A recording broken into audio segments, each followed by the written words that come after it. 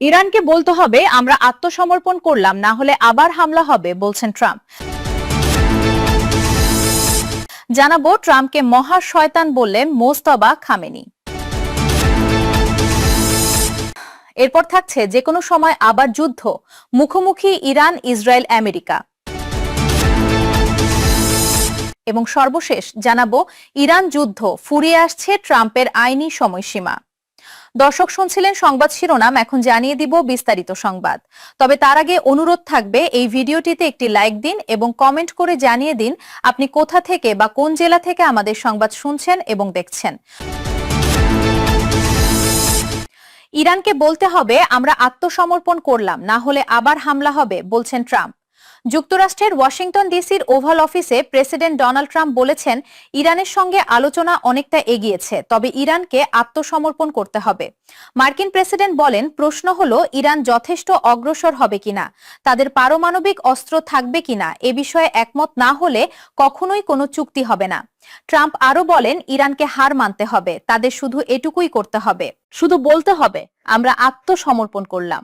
হার না মানলে আবার হামলা হবে ইরানে। এর আগে ইরানের দেওয়া শান্তি প্রস্তাব প্রত্যাখ্যান করেন প্রেসিডেন্ট ডোনাল্ড ট্রাম্প। সংবাদ মাধ্যম এক্সিউজকে দেওয়া সাক্ষাৎকারে তিনি বলেন তেহরান একটি নতুন পারমাণবিক চুক্তিতে সম্মত না হওয়া পর্যন্ত দেশটির বন্দরগুলোতে মার্কিন সামরিক অবরোধ অব্যাহত থাকবে। ট্রাম্প বলেন বোমাবর্ষণের চেয়ে এই অবরোধ কিছুটা বেশি কার্যকর। ইরান বর্তমানে শ্বাসরুদ্ধকর অবস্থায় আছে ও সামনে তাদের জন্য পরিস্থিতি আরো খারাপ হবে। তিনি পুনরুল্লেখ করেন ইরানকে কোনোভাবেই পারমাণবিক অস্ত্র তৈরি করতে দেওয়া হবে না। চলতি সপ্তাহে ইরান যুদ্ধ শেষ করে কৌশলগতভাবে গুরুত্বপূর্ণ কর্মজ প্রণালী পুনরায় খুলে দেওয়ার প্রস্তাব দিয়েছিল, তবে তেহরানের পক্ষ থেকে শর্ত দেওয়া হয়েছিল পারমাণবিক সংক্রান্ত আলোচনা অনির্দিষ্টকালের জন্য স্থগিত রাখতে হবে। ওয়াশিংটন এই শর্ত মেনে নিতে অস্বীকৃতি জানায়, শান্তি প্রক্রিয়া আবারও থমকে গেল। বর্তমানে মার্কিন সামরিক অবরোধের কারণে ইরানের অর্থনীতি ও রসদ সরবরাহ ব্যবস্থা চরম চাপের মুখে রয়েছে। ট্রাম্প প্রশাসন মনে করছে এই সর্বোচ্চ চাপ প্রয়োগের মাধ্যমেই তেহরানকে পারমাণবিক নিরস্ত্রীকরণ চুক্তিতে বাধ্য করা সম্ভব হবে। জানাবো ট্রাম্পকে মহা শয়তান বললেন মোজতবা খামেনি। মার্কিন প্রেসিডেন্ট ডোনাল্ড ট্রাম্পকে নিয়ে ইরানের সর্বোচ্চ নেতা মোস্তফা খামেনির মন্তব্য নতুন করে উত্তাপ ছড়িয়েছে। একই সাথে পারস্য উপসাগর থেকে মার্কিন শক্তি উপড়ে ফেলার হুঁশিয়ারি দিয়েছেন। হরমুজ প্রণালী নিয়ে যখন বিশ্ব অর্থনীতির টালমাটাল, তখন তেহরানের এই কড়া বার্তা কি নতুন করে যুদ্ধের ইঙ্গিত দিচ্ছে? দেশটির সর্বোচ্চ নেতা মোস্তফা খামেনি সরাসরি মার্কিন প্রেসিডেন্টকে মহা শয়তান বলে আখ্যা দিয়েছেন। একই সঙ্গে তিনি স্পষ্ট করেছেন পারস্য উপসাগরে পশ্চিমাদের আধিপত্য আর মেনে নেবেন না তেহরান। সংবাদ মাধ্যম ইন্ডিয়া টুডে জানায় মোস্তফা খামেনি তার বক্তব্যে পারস্য উপসাগরকে ইরানের অবিচ্ছেদ্য কৌশলগত সম্পদ হিসেবে উল্লেখ করেছেন। তিনি দাবি করেন এই অঞ্চলে যুক্তরাষ্ট্রের উপস্থিতি অশান্তির মূল কারণ। আমেরিকার সামরিক ঘাঁটিগুলো নিজেদের নিরাপত্তাই নিশ্চিত করতে পারে না মন্তব্য করে মোস্তফা বলেন অন্যের নিরাপত্তা দেওয়া তো দূরের কথা, এগুলো এখন কেবলই লক্ষ্যবস্তু।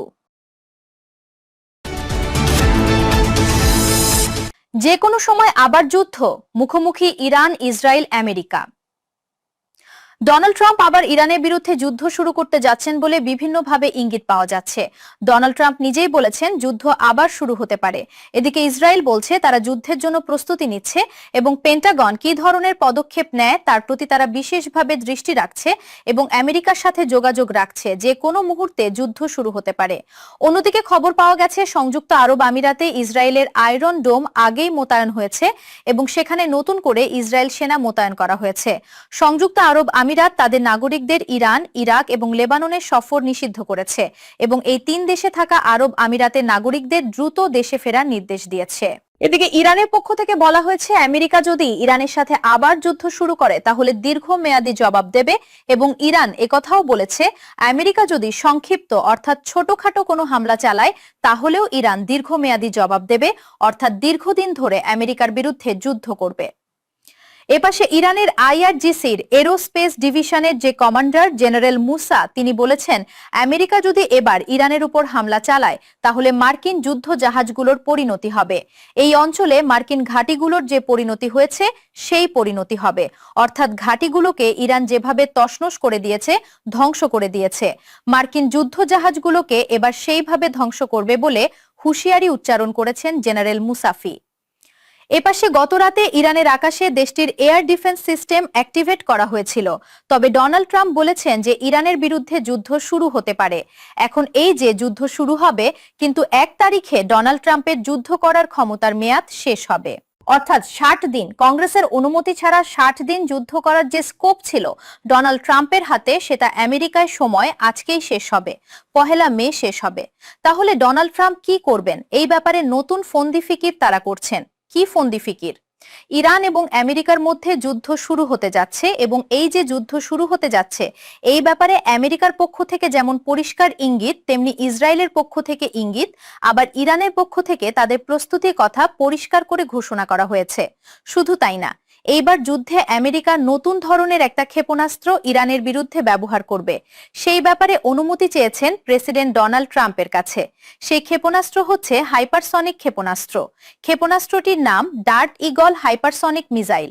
এই মিসাইল, অর্থাৎ আমেরিকার হাতে যে হাইপারসনিক ক্ষেপণাস্ত্র আছে, তারা কিন্তু অনেকদিন ধরে হাইপারসনিক ক্ষেপণাস্ত্র তৈরি করার এবং ব্যবহারের চেষ্টা করছে, বাট তারা এখনো পর্যন্ত পরীক্ষা করে সফল হতে পারেনি। যতবার পরীক্ষা করতে গেছে ততবারই ব্যর্থ হয়েছে। এখন এই যে ডার্ট ইগল হাইপারসনিক মিসাইল তাদের হাতে যেটা আছে, এটা কিন্তু আনটেস্টেড, অর্থাৎ টেস্ট করা হয়নি, পরীক্ষা করে দেখা যায়নি যেটা সফল কিনা। মোটামুটি হয়তো তো পরীক্ষা করেছে, ঘরভাবে হয়তো তাতে সফল, কিন্তু ব্যাপক ভিত্তিক ব্যবহারের ক্ষেত্রে এটা সফল হবে কিনা এটা আনটেস্টেড। একদম পরিষ্কার করে বলাই হচ্ছে। এটা চেয়েছে সেন্টকমের প্রধান ব্রাড কুপার, কিন্তু প্রেসিডেন্ট ডোনাল্ড ট্রাম্প এখনো সে ব্যাপারে সম্মতি জানায়নি। এমন হতে পারে যে সম্মতি জানালো, কিন্তু দেখা গেল যে এই ট্যাকটিক্যাল হাইপারসনিক মিসাইল কাজ করছে না, তাইলে আরেক বিপদ। তাদের তো বেশ কিছু ক্ষেপণাস্ত্র এবং ক্রুজ মিসাইল বা বাংকার বাস্টার বোমা, যে 2 রকমের বাংকার বাস্টার বোমা কিন্তু ইরানের হাতে পড়েছে, এবং সেগুলো রিভার্স ইঞ্জিনিয়ারিং করছে। আরো গুরুত্বপূর্ণ টেকনোলজি এই যুদ্ধের ভেতর দিয়ে ইরানের হাতে চলে গেছে, সেগুলো তারা রিভার্স ইঞ্জিনিয়ারিং করবে, এবং আমেরিকার জন্য সেটা মহাবিপদ। এই ডার্ক ইগল হাইপারসনিক মিসাইল যদি ঠিকমতো কাজ না করে, তাহলে আমেরিকার যেমন দুরনাম বদনাম হবে, লোকজন হাসাহাসি করবে, তেমনি এই প্রযুক্তিটা আবার অবিস্ফোরিত অবস্থায় যদি থেকে যায় বা ঠিকমতো কাজ না করে, তাইলে ইরানের হাতে সেটাও চলে গেল।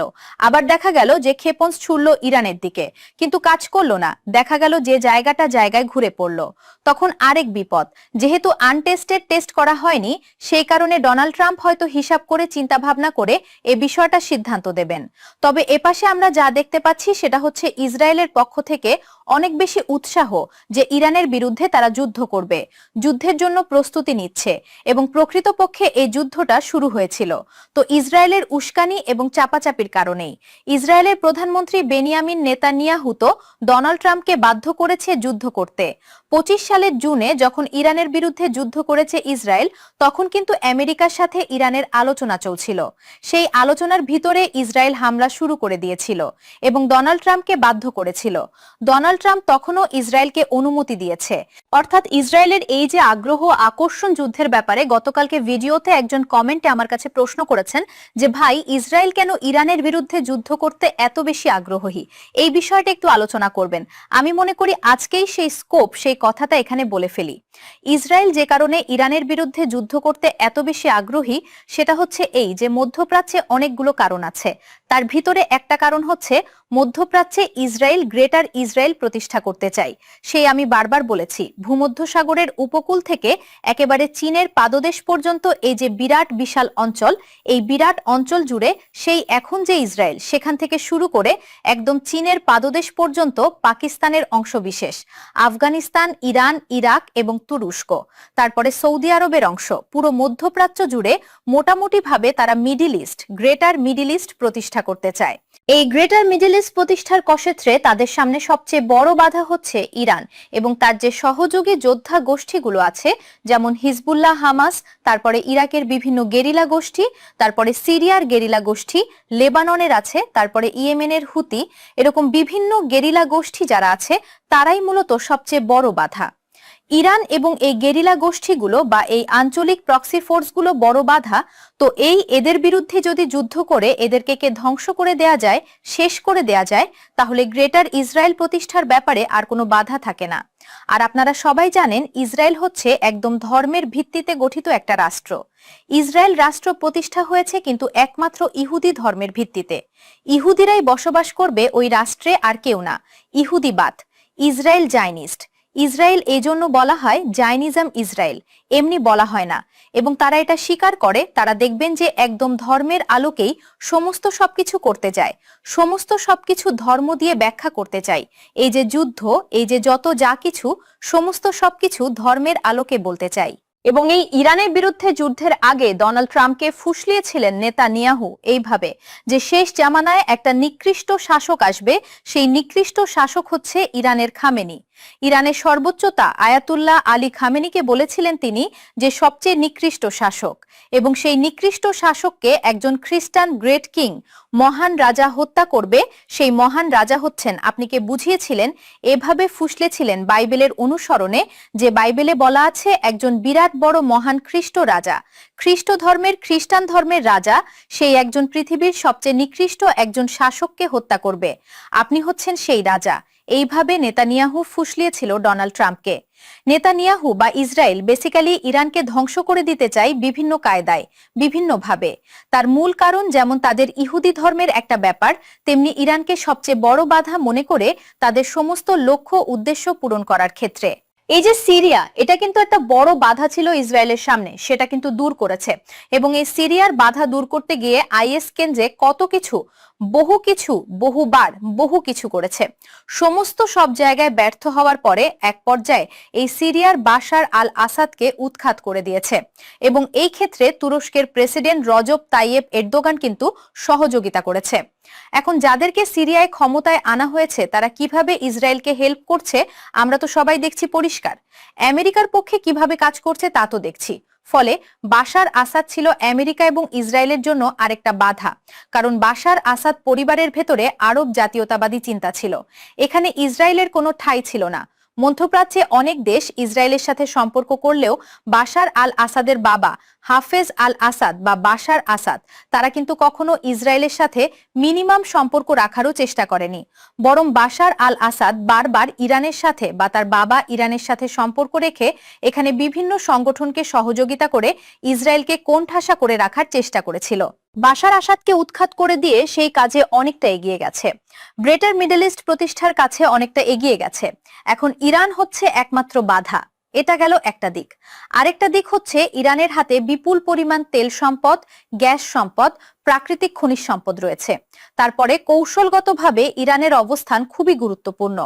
এই জায়গায় যদি ইসরায়েল মনোনীত একটা শাসক প্রতিষ্ঠা করতে পারে, তাইলে ইরানের সম্পদ লুটপাট করে তারা খেতে পারবে সহজে, আরব বিশ্ব থেকে যেভাবে খাচ্ছে। এটা একটা কারণ। ইরানের কৌশলগত গুরুত্বটা কি সেটা বলি। ইরানের উত্তর পাশে কাস্পিয়ান সাগর, যে সাগরের উপকূলে আজারবাইজান, আপনার রাশিয়া, কাজাকিস্তান, উজবেকিস্তান, তুর্কমেনিস্তান, এই সমস্ত দেশ রয়েছে। ইরান তো আছে বিরাট একটা গুরুত্বপূর্ণ ব্যাপার। এবং এখানে যেহেতু সরাসরি কোনো সাগরের সাথে সরাসরি সম্পৃক্ত না, সেই কারণে এটা বদ্ধ সাগর, বদ্ধ হ্রদ।